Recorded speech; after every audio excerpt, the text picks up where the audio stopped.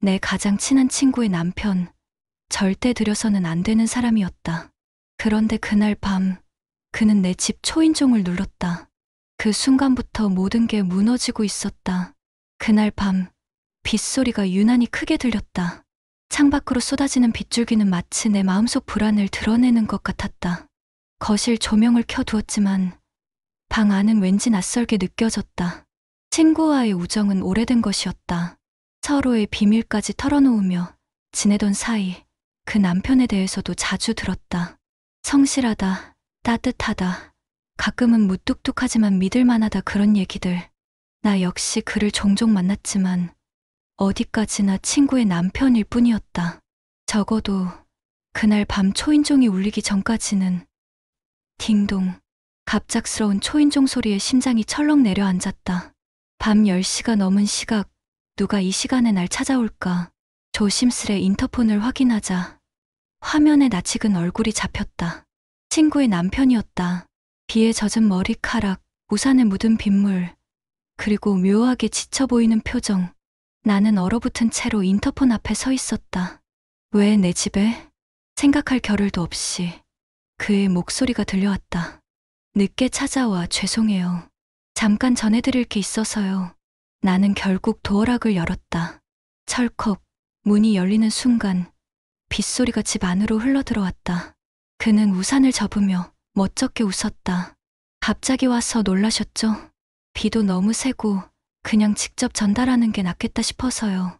나는 얼떨떨하게 고개를 끄덕였다. 아, 네. 들어오세요. 비도 많이 맞으셨는데. 그는 신발을 벗고 거실로 들어왔다. 빗물이 바닥에 뚝뚝 떨어졌고 그 흔적조차 내 마음을 어지럽혔다. 평범한 대화였지만 공기는 묘하게 무거웠다. 나는 부엌으로 향해 따뜻한 차를 준비했다. 컵에 김이 피어오르고 손에 닿는 온기가 나를 진정시킬 줄 알았다. 그 앞에 컵을 내려놓는 순간 손끝이 스쳤다. 찰나의 순간 나는 숨을 삼켰다. 그는 급히 손을 거두며 말했다. 죄송합니다. 제가 덤벙대서.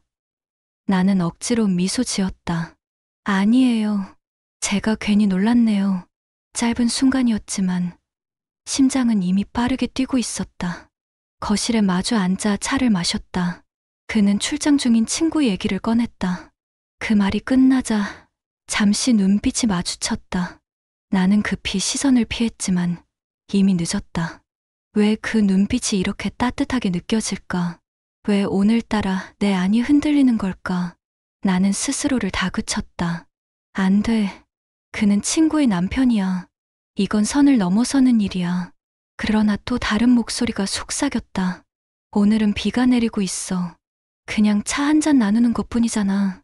심장은 갈수록 요동쳤고 손끝은 차갑게 떨리고 있었다. 나는 차를 들고 있던 손을 테이블 위에 내려놓았다. 이건 그냥 방문일 뿐이야. 그런데 왜 이렇게 숨이 막히는 거지?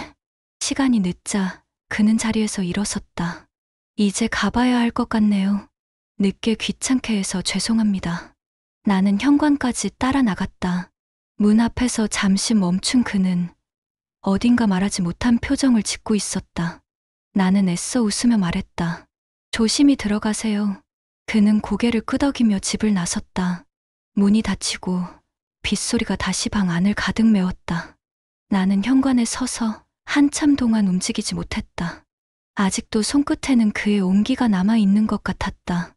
가슴은 요동쳤고 머릿속에서는 수많은 금지된 생각이 맴돌았다.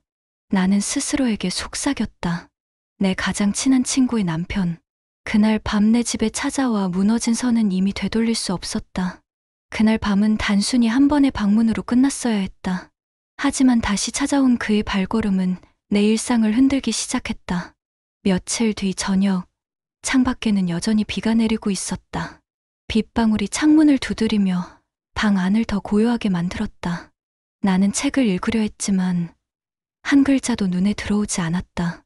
그날 밤 이후로 머릿속에서 그의 얼굴이 지워지지 않았기 때문이다. 그러던 순간 또다시 초인종이 울렸다. 심장이 덜컥 내려앉았다. 혹시 잠시 시간 괜찮으세요? 나는 깊게 숨을 내쉰 뒤 문을 열었다. 그가 서 있었다. 손에는 작은 종이봉투가 들려 있었다. 지난번에 전달 못한 게 있어서요. 나는 잠시 망설이다가 결국 그를 집 안으로 들였다. 그는 거실에 앉아 수건으로 젖은 머리를 닦았다. 나는 부엌에서 다시 차를 내왔다. 컵을 내려놓으며 애써 담담하게 말했다. 비가 참 잦네요. 요즘은 계속 이러네요. 그는 가볍게 웃었다. 그러게요. 덕분에 또 민폐 끼치는 것 같아 죄송합니다. 겉으로는 평범한 대화였지만 공기에는 말로 설명할 수 없는 긴장이 감돌고 있었다. 그가 서류가 담긴 봉투를 건네주었다. 나는 손을 뻗어받으려는 순간 손끝이 그의 손등을 스쳤다. 찰나의 순간이었지만 몸이 얼어붙었다. 서로 급히 손을 거두었지만 이미 늦었다. 눈빛이 겹쳤고 말없는 침묵이 흘렀다. 나는 급히 시선을 피하며 중얼거렸다. 죄송해요. 제가 덤벙거려서. 그는 고개를 저으며 낮게 말했다. 아니에요. 오히려 제가. 짧은 대화. 그러나 그 순간의 떨림은 오래도록 이어졌다. 나는 속으로 자신을 다그쳤다. 안 돼. 그는 친구의 남편이야. 이건 우정을 배신하는 거야. 하지만 또 다른 속삭임이 귓가에 맴돌았다. 오늘은 그냥 비를 피하러 온 거잖아. 별일 아니야. 차에서 피어오르는 김, 빗소리, 그리고 그의 눈빛. 그 모든 것이 내 마음을 더 흔들고 있었다. 우리는 잠시 친구 얘기를 나눴다. 그는 웃으며 말했다. 늘 당신 얘기를 많이 해요. 좋은 친구라고. 나는 억지로 웃으며 맞장구 쳤다. 저도 그래요. 그 친구 없으면 전 아마. 말끝을 잇지 못했다. 왜인지 모르게 가슴이 죄어왔다. 순간 그는 내 눈을 똑바로 바라보았다. 그 시선 속엔 설명할 수 없는 무언가가 담겨 있었다. 나는 급히 고개를 돌려 창밖을 바라봤다. 시간은 어느새 밤 11시를 넘어 있었다. 그는 자리에서 일어나며 말했다.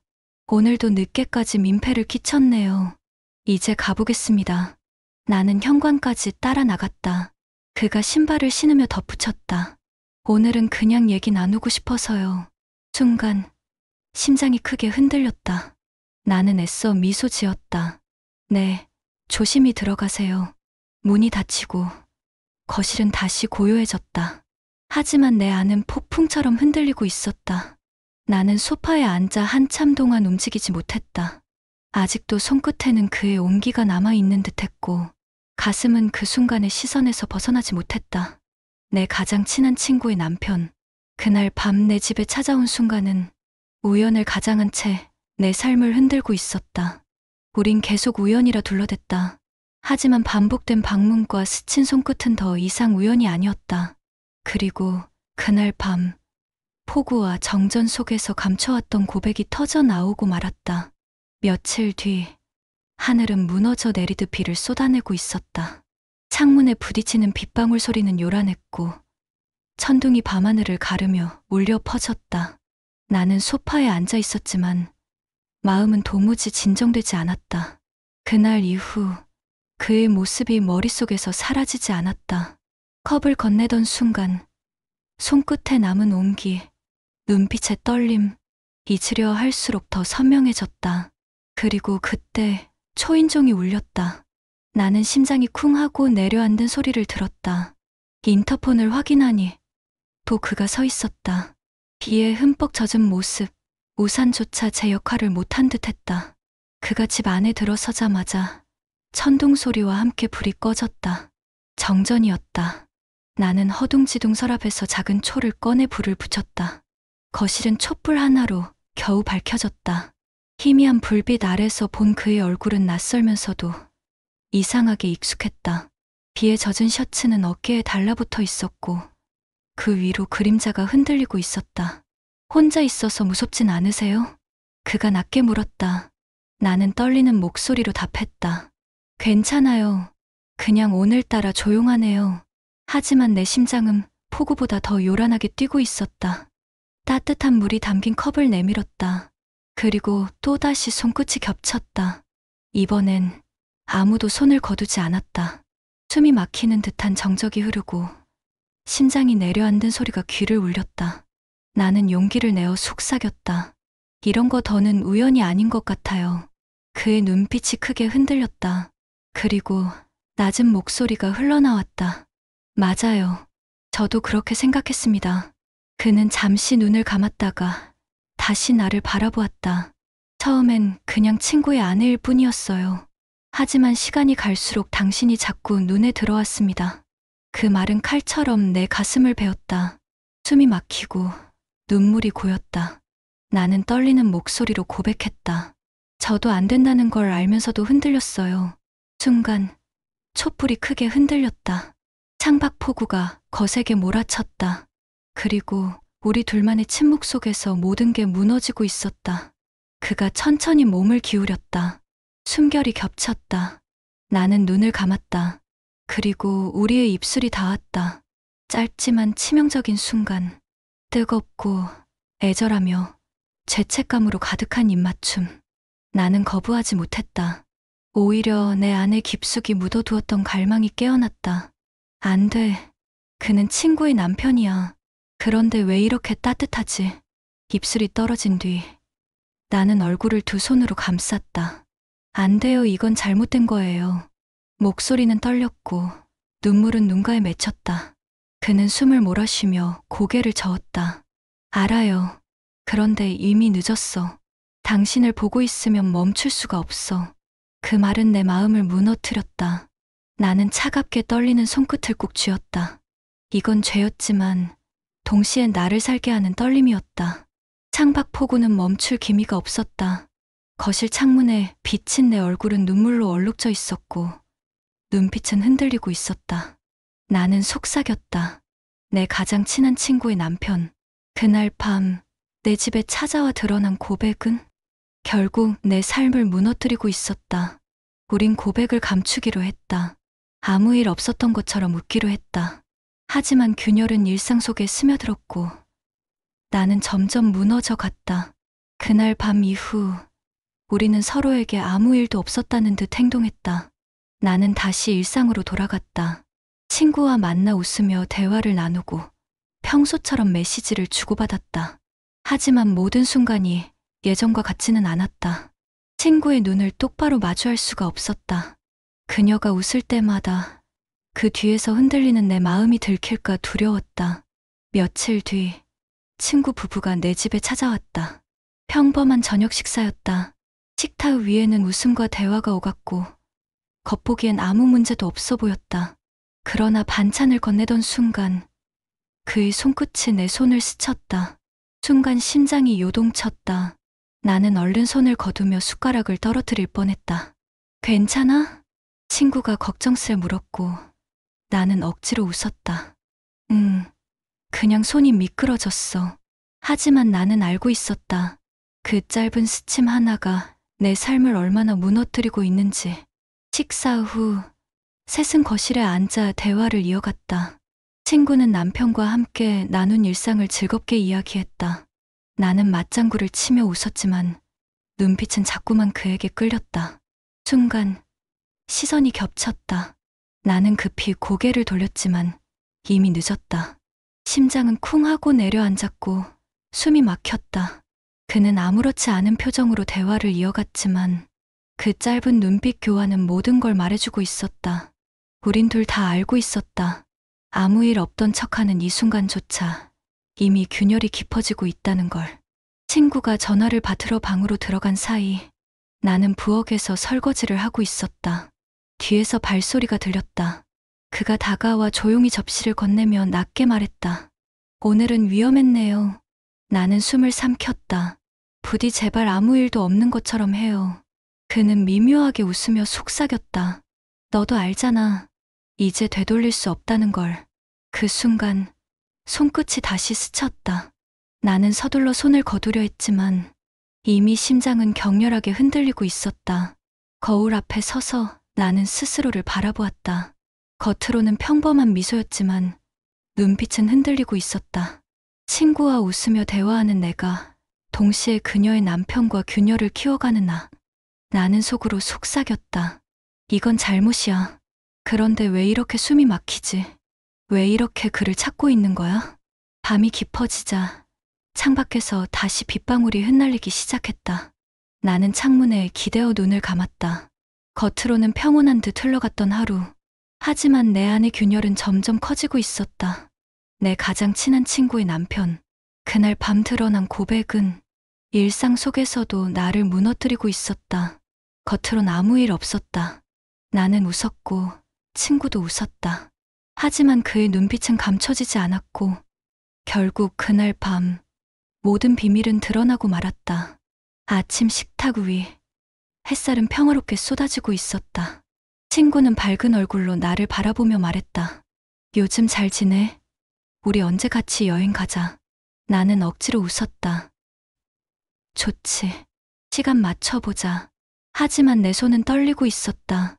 왜냐하면 식탁 반대편에 앉아있던 그의 눈빛이 나를 파고들고 있었기 때문이다.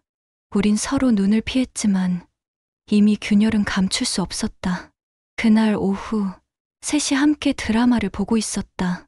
친구는 드라마 속 장면에 크게 웃었고 나는 억지로 따라 웃었다.